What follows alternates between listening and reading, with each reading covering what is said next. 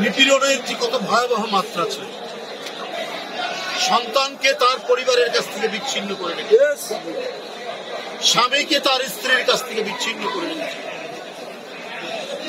বাপ্পাকে তার সন্তানের কাছ থেকে বিচ্ছিন্ন করে রেখেছে। এই ছিল ঘাতক শেখ হাসিনা। বন্ধুরা আমার, আজকে তিনি নাই। তিনি আজকে এখন বলছে যে ভারতেও নাকি তাকে দেখা যাচ্ছে না। তাহলে তিনি আছেন কোথায়? আজকে খবরের কাগজে আছে। উনি আর কি করে মুখ লুকাবেন? উনি সমস্ত বাংলাদেশের ব্যবসা বাণিজ্য অর্থনৈতিক কর্মকাণ্ড নিজ পছন্দের লোকের কাছে দিয়ে দিতেন। এটা যেন বাংলাদেশ ছিল শেখ পরিবারের একটা নিজস্ব জমিদারি। অনেক দেশ আছে না, বংশের নামে বাংলাদেশটাকে শেখ হাসিনা পরিণত করেছিলেন শেখ বংশের নিজস্ব রাজত্ব হিসাবে, জমিদারি হিসাবে।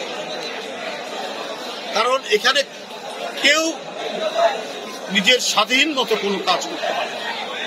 গণতন্ত্র দূরের কথা, কেউ যদি হাসিনার বিরুদ্ধে, তার পরিবারের বিরুদ্ধে টু শব্দ করত, তাহলে তার লাশ পড়ে থাকতো বুড়িগঙ্গার ধারে, নাহলে শীতলক্ষার ধারে, নাহলে ধলেশ্বরীর পাড়ে।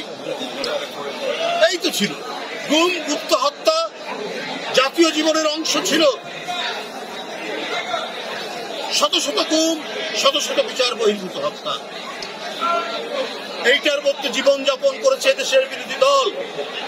কেউ সত্যের জন্য, ন্যায়ের জন্য, আইনের শাসনের জন্য, গণতন্ত্রে মুক্তভাবে কথা বলার জন্য কথা বলতে গেলেই তার পরিণত হয়েছে হয় সে গুম হবে, না হলে বিচার বহির্ভূত হত্যার শিকার হবে, না হলে তার পুলিশি কাস্টডিতে তার অকথ্য নিপীড়ন নির্যাতনের শিকার। এই তো ছিল পরিণতি। আপনারা দেখেছেন, আমি বলেছি শেখ পরিবারের রাজত্ব, শেখ হাসিনার শেখ পরিবারের রাজত্ব কিরকম একটা নমুনা আপনাকে দেই। এস আলম নামে একজন ব্যবসায়ী শেখ হাসিনার অত্যন্ত ঘনিষ্ঠ।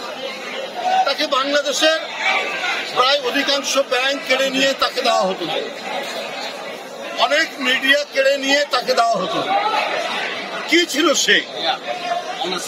আজকে তো তার আমরা অনেক কিছু প্রমাণ পাচ্ছি কেন দিয়েছে।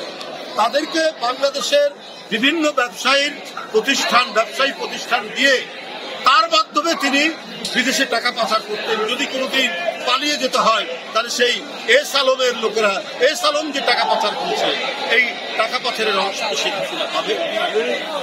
আজকে এস আলমের কাজের মেয়ের অ্যাকাউন্টে 1 কোটি টাকা,